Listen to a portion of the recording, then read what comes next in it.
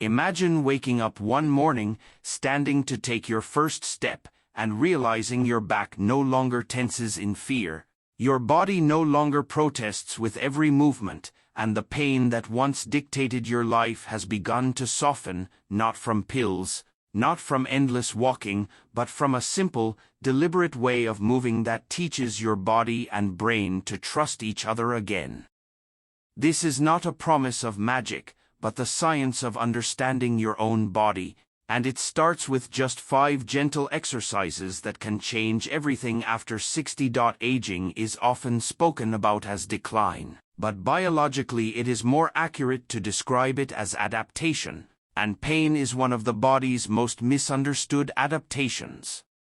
When people cross 60, the body does not suddenly become fragile or broken. It becomes more selective in how it responds to stress, movement, and recovery.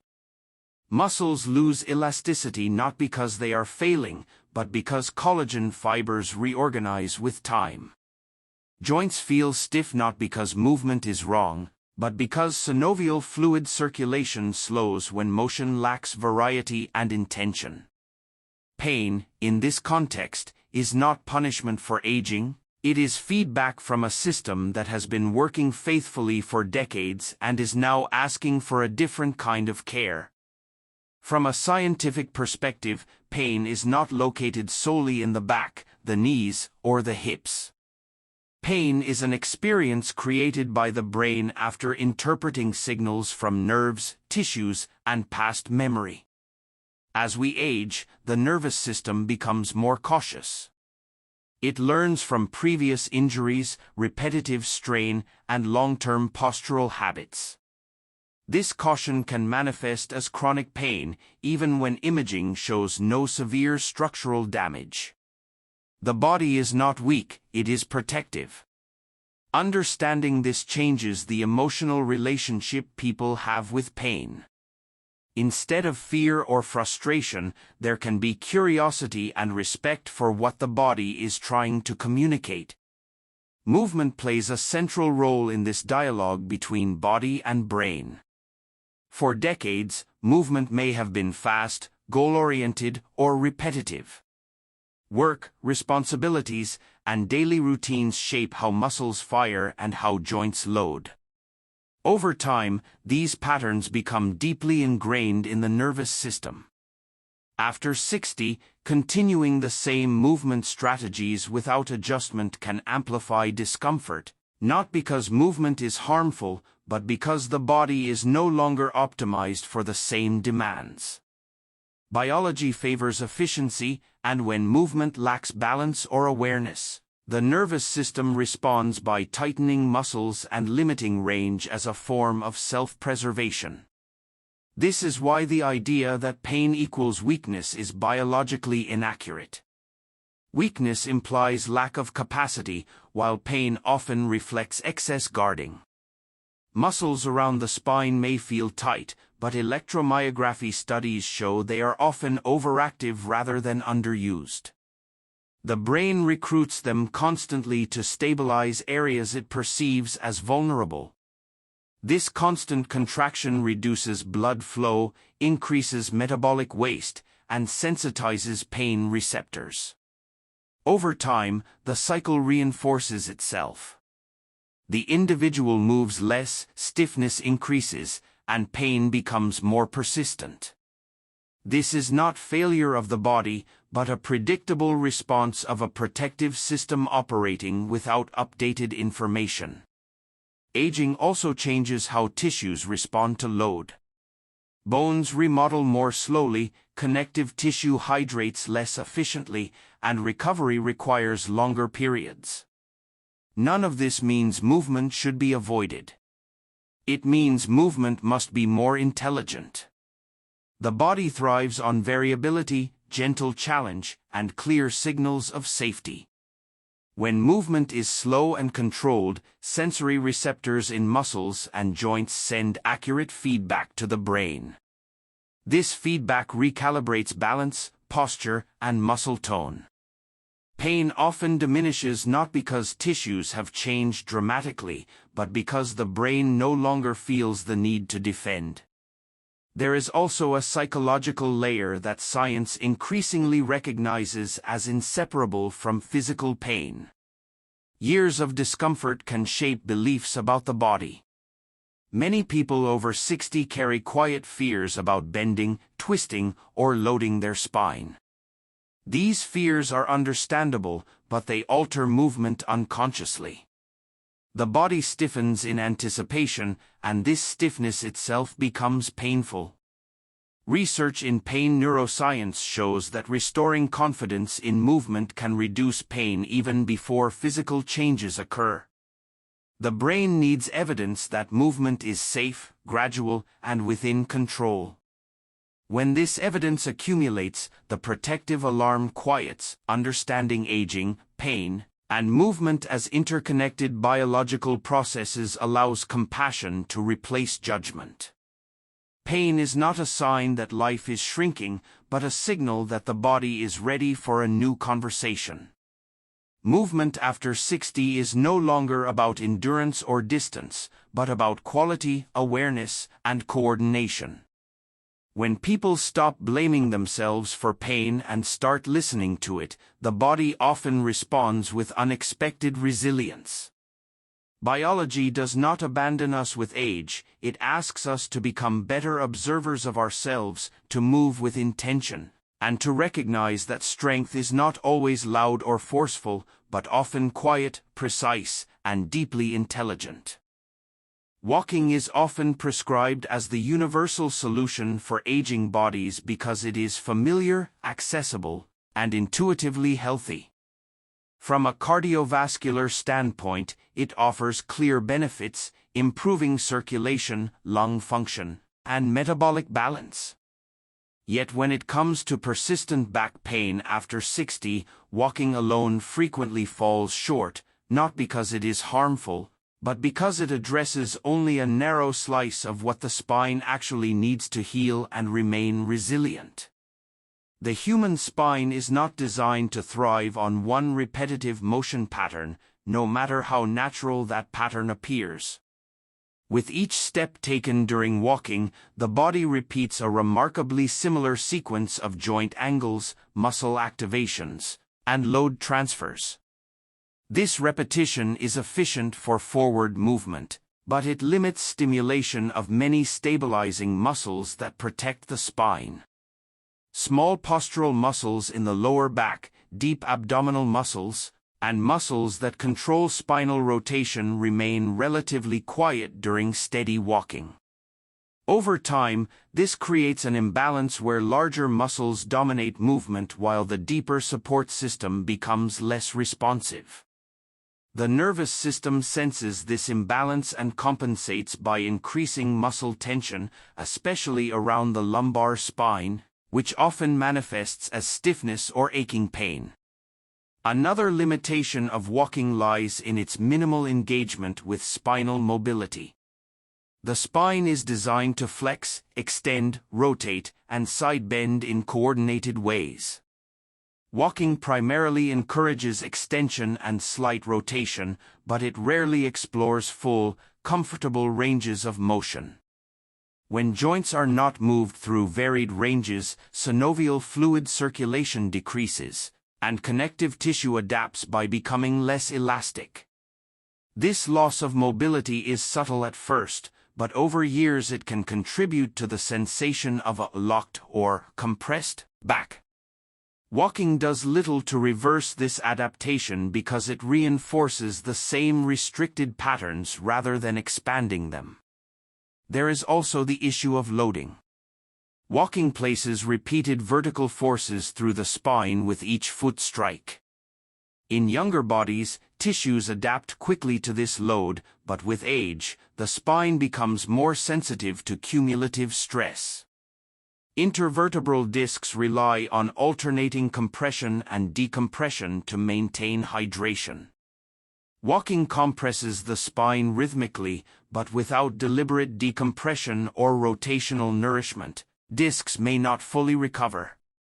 This can contribute to stiffness and discomfort that walking, despite its many benefits, does not resolve on its own.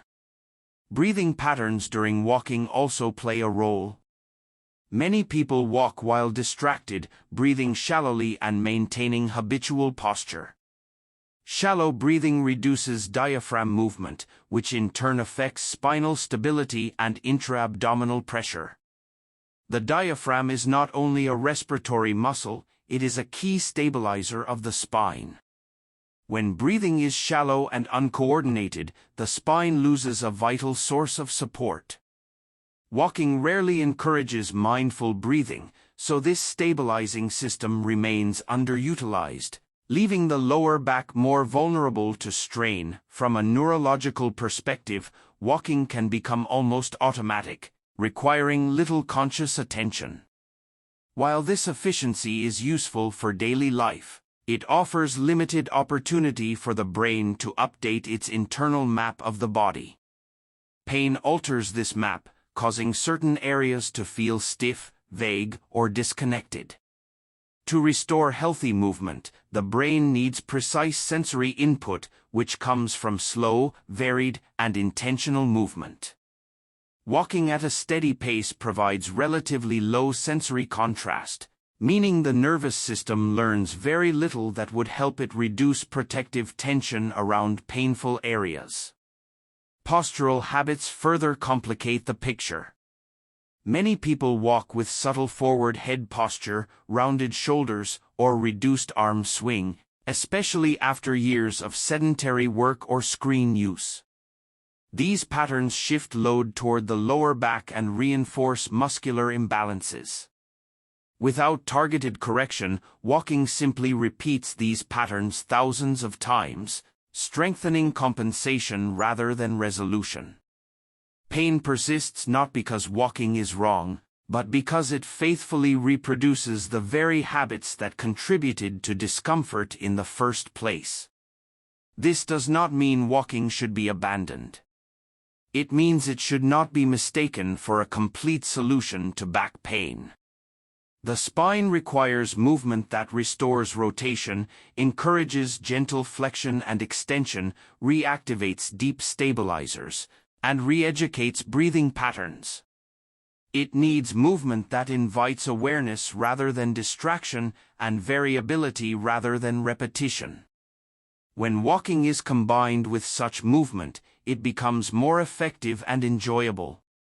When it stands alone, it often leaves critical needs unmet, especially in aging bodies that require more nuanced care. Understanding the limitations of walking allows people to approach movement with realism rather than guilt. Persistent pain does not mean one has failed to walk enough or walk hard enough. It often means the body is asking for a broader vocabulary of motion. By recognizing that walking is only one chapter in the story of spinal health, individuals can explore movements that complement it, support it, and ultimately make it more comfortable. The body does not demand more effort, but more intelligence in how effort is applied. Gentle Japanese exercises approach the human body not as a collection of parts to be forced into compliance, but as an integrated system that responds best to clarity, rhythm, and respect for its natural design. What makes these movements especially effective for older adults is that they align closely with how nerves, joints, muscles, and connective tissue actually communicate with one another. Rather than overwhelming the body with intensity, they provide precise signals that the nervous system can understand and trust, which is essential when pain has been present for a long time. At the neurological level, chronic back pain often reflects a state of heightened alert. Sensory nerves become more sensitive, and the brain begins to interpret normal movement as a potential threat. Gentle exercises work by lowering this perceived threat. Slow, controlled motion activates sensory receptors in muscles and joints known as proprioceptors. These receptors send detailed information to the brain about position, movement, and load.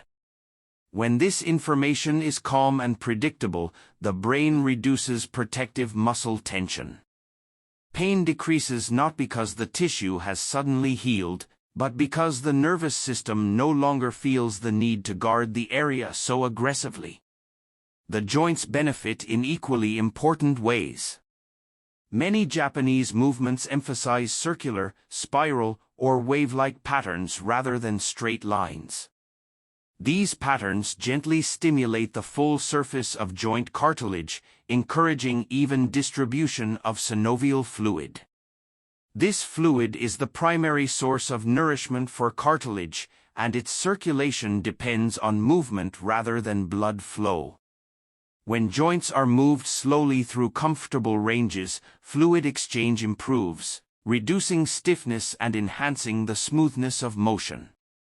This process is particularly valuable for aging spines, where cartilage hydration naturally declines over time. Fascia, the connective tissue that weaves through muscles and surrounds organs, plays a central role in pain and mobility.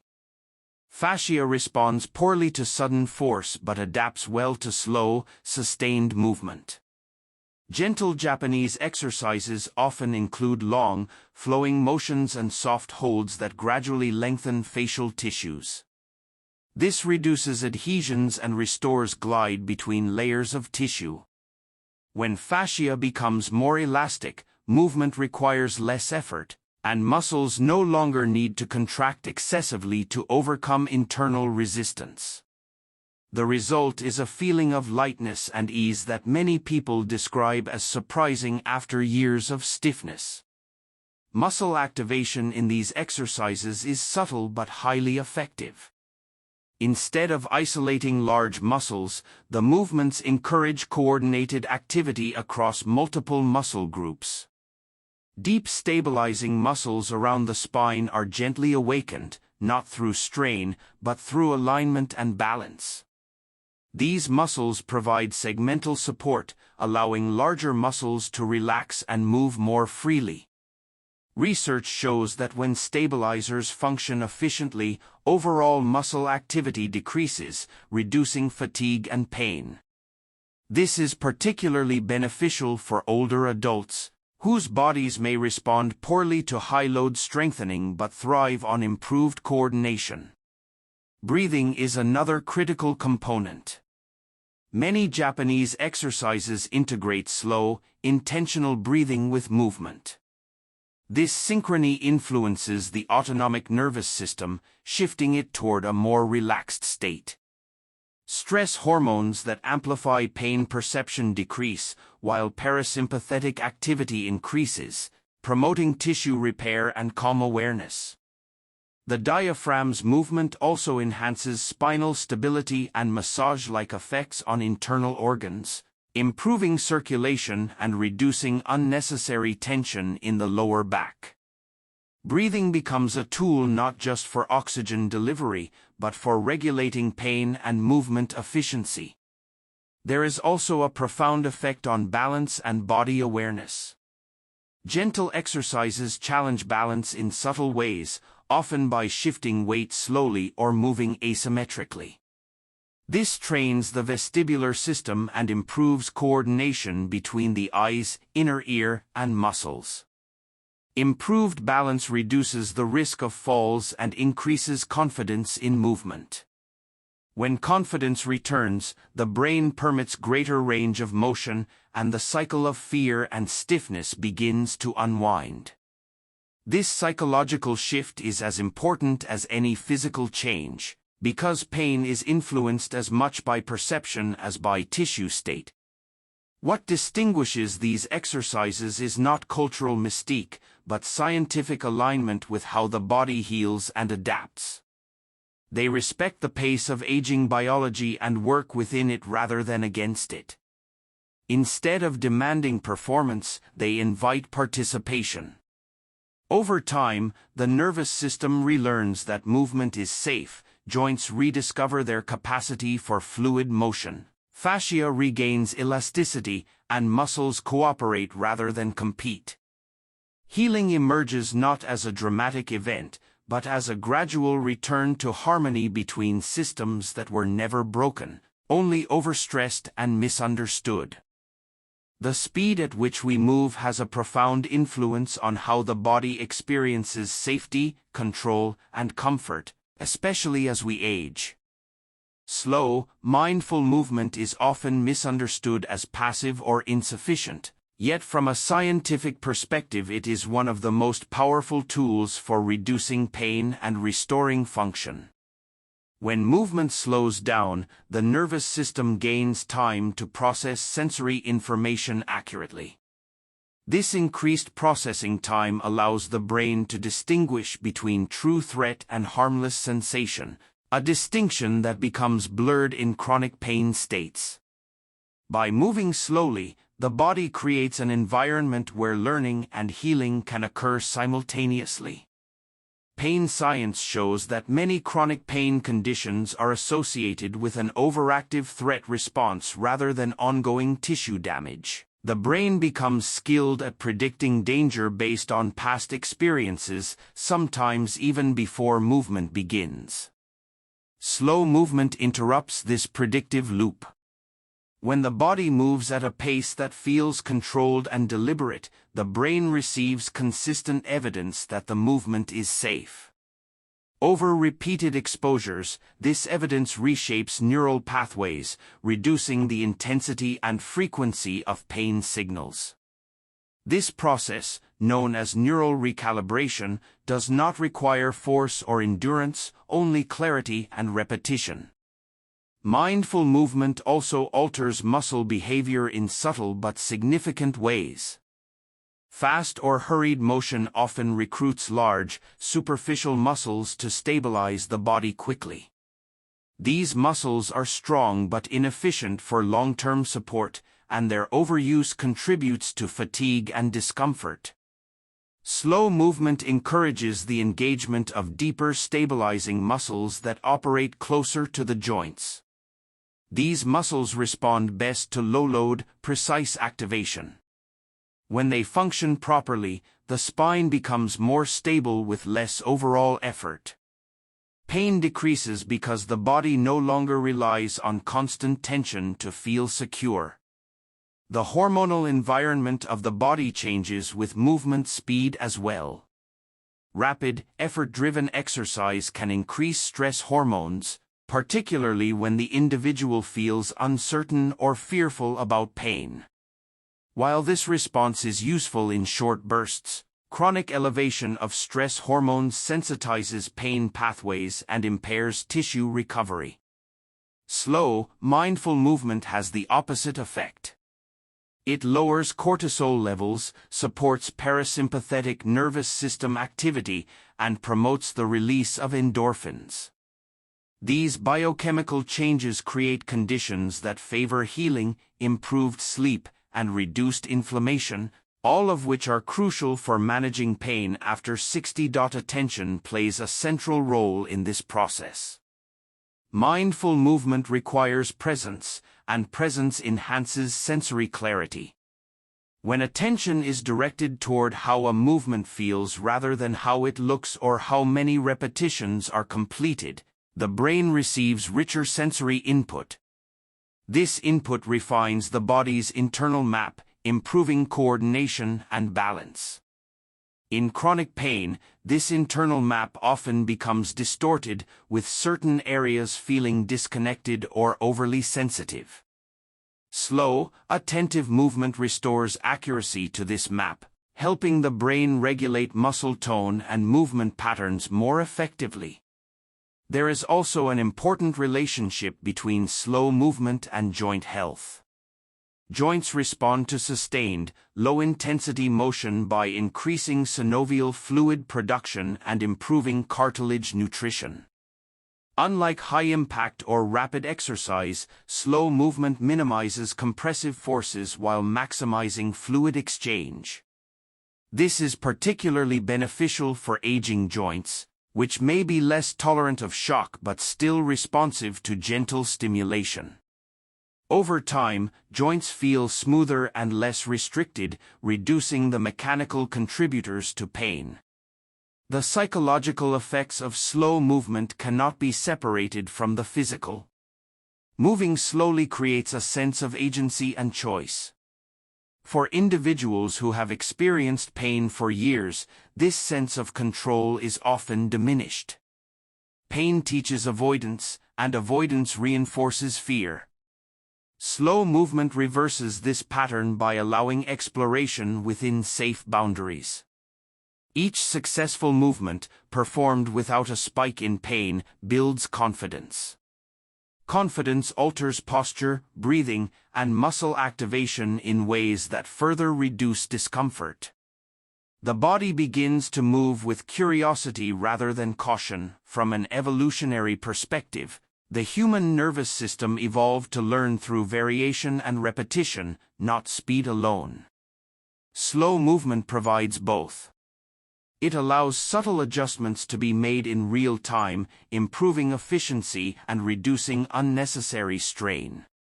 This efficiency is especially valuable in later life, when energy conservation becomes more important.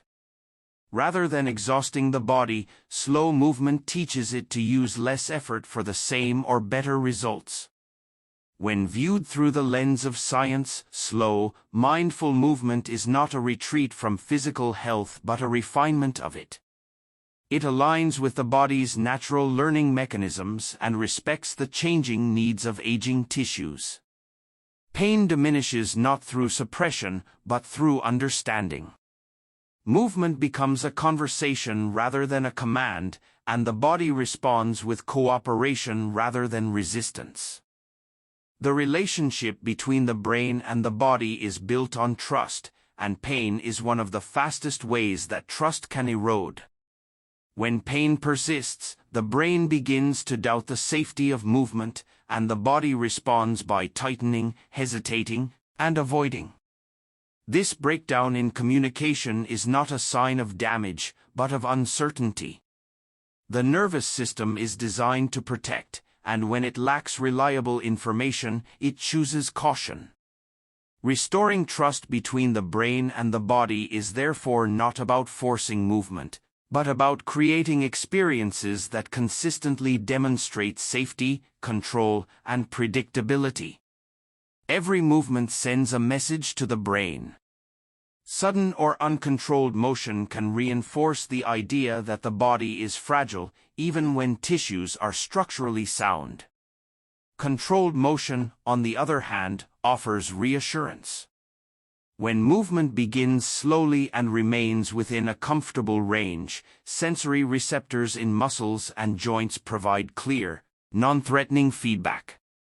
This feedback helps the brain update its expectations. Over time, the nervous system learns that movement does not equal harm. Pain signals soften not because they are ignored, but because they are no longer needed to warn of danger. The brain's role in pain is often misunderstood. Pain is not a direct measure of tissue damage, but a protective output influenced by memory, emotion, and context. After years of discomfort, the brain becomes efficient at predicting pain, sometimes even before movement occurs. This anticipation changes muscle tone and posture, creating stiffness that can make pain more likely. Controlled motion disrupts this pattern. When the brain observes movement occurring without negative consequences, it adjusts its predictions. This adjustment is gradual, but it is one of the most powerful mechanisms for reducing chronic pain. Repetition plays a critical role in rebuilding trust. Single experiences of safe movement are helpful, but consistent repetition is what creates lasting change. Each time the body moves calmly and without triggering pain, the nervous system records that success. These records accumulate, gradually outweighing older memories of discomfort. This is how new movement habits form at the neural level. The brain begins to allow greater freedom of motion, muscle guarding decreases, and movement feels more natural and less effortful. There is also an emotional dimension to this process. Chronic pain often carries frustration, fear, and a sense of betrayal by the body. These emotions influence the nervous system, heightening sensitivity and reducing tolerance for uncertainty. Controlled motion provides a way to reconnect emotionally as well as physically. Moving slowly and intentionally creates space for awareness rather than judgment. The individual learns to notice sensation without immediately labeling it as dangerous. This shift in perception reduces anxiety and fosters a more cooperative relationship with the body. Balance and coordination are deeply tied to trust. When balance feels unreliable, the brain increases muscle tension to prevent falls. This tension, while protective, contributes to fatigue and pain. Controlled motion improves balance by training the nervous system to manage small shifts in weight and posture. As balance improves, the brain relaxes its grip. Muscles no longer need to work as hard to maintain stability. The body feels lighter, and movement becomes smoother. This physical ease reinforces the belief that the body is capable and dependable. Breathing patterns also reflect and influence trust. Shallow, rapid breathing often accompanies fear and anticipation of pain. Controlled motion naturally encourages slower, deeper breathing. This breathing pattern sends calming signals to the brain, reducing arousal and improving focus. The diaphragm's movement enhances spinal support, creating a sense of internal stability. When the brain perceives this stability, it reduces protective output. Pain diminishes as a result of improved coordination between breathing, posture, and movement. Restoring trust is not about eliminating all sensation or discomfort. It is about learning the difference between safe sensation and harmful signal. Controlled motion provides the context for this learning. Sensations that once triggered alarm become familiar and manageable. The brain learns to interpret them accurately rather than catastrophically. This learning process restores autonomy. Movement becomes something done with the body, not against it. Over time, the cumulative effect of controlled motion is profound. The nervous system shifts from defense to cooperation. Muscles engage only when needed. Joints move with confidence. The brain allows exploration rather than restriction. Pain, which once dominated attention, fades into the background as the body demonstrates its resilience. Trust is rebuilt not through force or denial, but through patience, consistency, and respect for the body's innate intelligence.